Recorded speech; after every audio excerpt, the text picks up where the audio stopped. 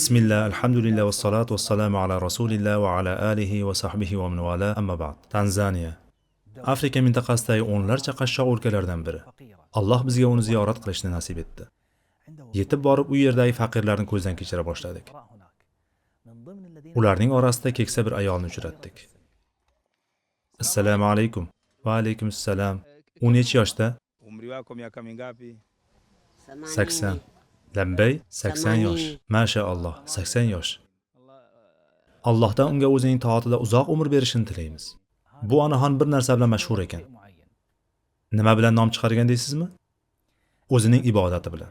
U ko'p ibodat qiluvchi ibodatgo'ylardan ekan. Dushanba va payshanba kuni ro'zasini tutar, tungi namozni qo'ymas ekan. Keyin qarib xastalangach, tungi namozni o'qishga qiynalib qolibdi. Va u kambag'al, yolg'iz, kamiga yordamchi-yu ham suhbatlarsiz yashar ekan. Uning farzandlari bormi? Eti unao watoto? Sina hata mmoja. Birorta ham bolasi yo'q. Farzandlari yo'qmikan? Farzandlari, to'g'riroq eri qayerda? Yuko wapi mumeo? Mume kafariki. Zawju. Eri o'lgan ekan. Ha, o'lganmi, beva ekanda. U farzand ko'rgan, biroq birortasi ham qolmay hammasi o'lgan. Na qizi va na o'g'li qolgan ekan. Uning 5 nafar farzandi bo'lgan, hammasi o'lgan ekan. 5 nafar farzandi bo'lgan va hammasi o'lganmi? Ha, shunday. Alloh ularni rahmatiga olsin. Ularning oxirgisi qachon o'lgan? Huyo wa mwisho kabisa amekufa lini? Kama miaka mingapi sasa hivi? Kama miaka mingapi mpaka sasa hivi? Miaka 10. 10 yil oldin o'lgan ekan. Oxirgisi bundan 10 yil oldin o'lgan, shundaymi? Aynan. Bu ayol kasalmandligi va keksaligiga qaramay, ro'zg'orini o'zi tebratadi. U bo'sh shisha va qog'oz qutlarni yig'ib, ularni arzimagan pulga zavodga topshiradi. Shu bilan birga barcha uy yumushlarini o'zi qiladi. Ovqat pishiradi, kir yuvadi.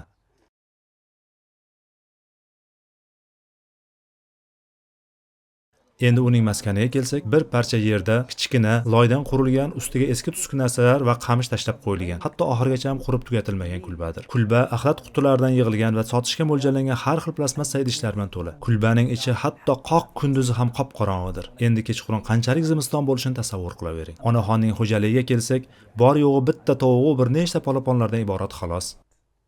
Uning omonatdorligi va shirin suxanligidan qo'shnilari biror joyga ketar ekan, bolalariga qarab turishi uchun unga qoldirib ketishadi. U yolg'izlikdan hamda qarigan chog'ida qarindosh urug'larning undan xabar olmasligidan toliqqan. Unga kim qarashadi, kim yordamlashadi? Anaokusaidia unasema ni nani? Toa binamu yangu. Unga akasining o'g'li, ya'ni jiyani qarashib turadi. U sahroda yashar ekan. Sahroda, ya'ni bu yerdan uzoqda. Aynan. U onaxonning oldiga orasidami yoki muntazam keladimi? Anakuja kila siku au anakuja bali? Aka mwaka sasa. Hajaja. 1 yildirki kelmabdi. 1 yildan beri kelmabdimi? Bu vaqtda u qanday kun kechiribdi? Wale wana Waislamu tu. Yani Unga musulmonlar yordam berishar ekan xolos. Faqat ularmi? Ha, shunday. Musulmonlar unga yordam va sadaqalar berishadi. Jiyani bu yerga kelib, u bilan birga yashasa bo'lmaydimi?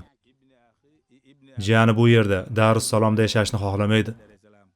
Bilaks u bu onaxon uning oldiga borish kerakligini aytar ekan. Unda nega u yerga bormaydi? Undan so'rachi, nega u bilan birga yashashga bormaydi? Kibanda changu.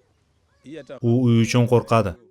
U yo'qligida birov kelib bu uyni egallashi va keyin esa senga tegishli emas deyishdan qo'rqadi. Agar u bu yerdan, qishloqdan ketadigan bo'lsa, bittasi kelib bu uy mening uyim, seniki emas deyishi mumkin. U holda nega uyni birovga kelishuv asosida ijaraga bermaydi? Bu uy unga foyda keltirib turadi-ku. Agar u yoqqa ketadigan bo'lsa, faqatgina shu ijara pulining hisobiga yashasa bo'ladi-ku. La udongo. Akai mtu. Hawataki. hiya taqulin U aytayaptiki, hech kim bu uyni ijaraga olishni xohlamaydi. Chunki uy xaroba holatda. Tunakwenda kwa ndugu. Agar birov uni olib, chiroyli uy qurganda edi, u shu zahotiyoq ketgan bo'lardi. Ha, biz xohlardikki, u shu yoshda kim bilandir yashasa-yu, unga g'amxo'rlik qilsa. O'zining ozgina chaqa pullarini mahalladagilar bilan sheriklikda Alloh uchun unda Qur'on yodlanadigan madrasa qurilishiga beribdi. Napelekea. Kwa hiya sasa hivi sintatoa tunajenga chuo hapo tusome. hiya kanat min zaman kanat U qo'shnilar bilan birga bunday xayrli ishni anchadan beri qilib keladi. jirano. Walakin idha kanat Pul yo'qligida mayli. Ammo Ramazon oyida uning qo'liga pul tushadi va yordamlashadi. Qo'liga pul tushdiki beradi, shundaymi? Aynan. Hozir esa qo'shnilar bilan birgalikda Qur'on madrasasi qurilishiga yig'inishyapti.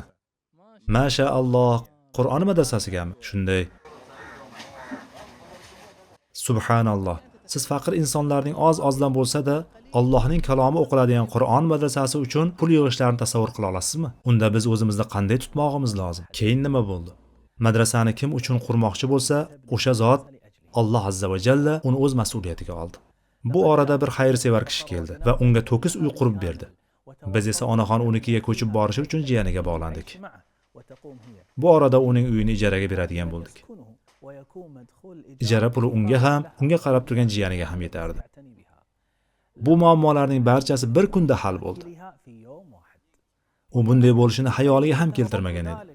Lekin barcha narsaning taqdirini belgilovchi Alloh taoloning xohishi shunday ekan. Mukofot amal jinsidandir. Onaxon Alloh uchun bir narsa qurishga kirishgan vaqtda buyuk Alloh unga bir umr orzu qilgan narsasini bunyod qildi. Uyini qurishni boshladilar. U esa baxtiyor holatda o'tirib, qurilishni lahzama-lahza kuzatardi.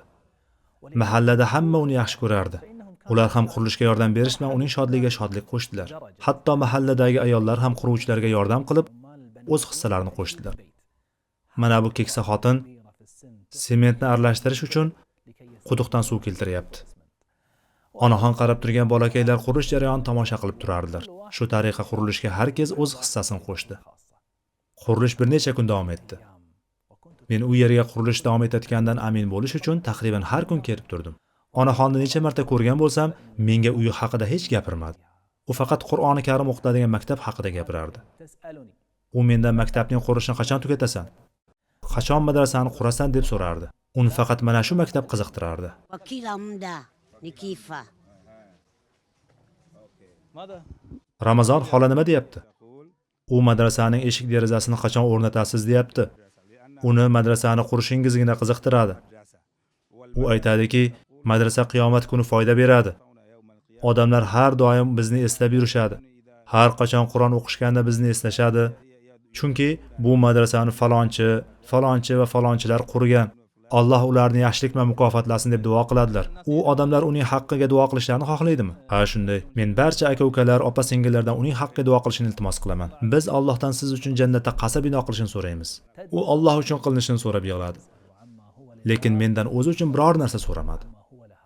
Subhanalloh. Agar u badavlat, behojat bo'lganda buni tushunardim. Lekin u kambag'al hamda yashash uchun uyga muhtoj. Allohning muhabbatiga qarang, insonni ne ko'yga soladi. Men undan o'zining uyidan ko'ra madrasaning qurishiga ko'proq qayg'urayotgani sababini so'radim. U ko'zlarida yosh bilan Mimi sina mtoto, kesho men madrasani xohlayman. Qiyomat kuni ilk foydasi tegadigan madrasadir. Shuning uchun madrasa birinchi bo'lsin dedi. Mana hozir o'sha kichik madrasa Qur'on yodlanyapti. Unda bolalar Alloh taoloning kitobini yodlashyapti. Xadicha xolaning qanchalar xursandligini asli so'ramang. Maşallah.